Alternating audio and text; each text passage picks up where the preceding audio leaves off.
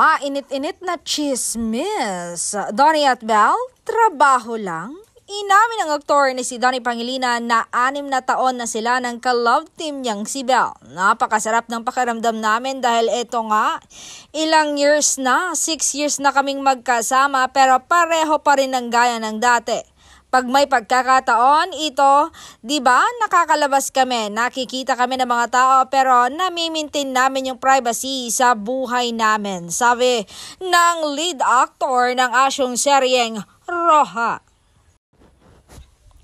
Dagdag pa niya, excited na nga ako sa big project namin next year, our comeback project. Ito na ang inaabangan ng aming fans. Talagang gagawin namin ang best namin para mapaganda ang project na ito.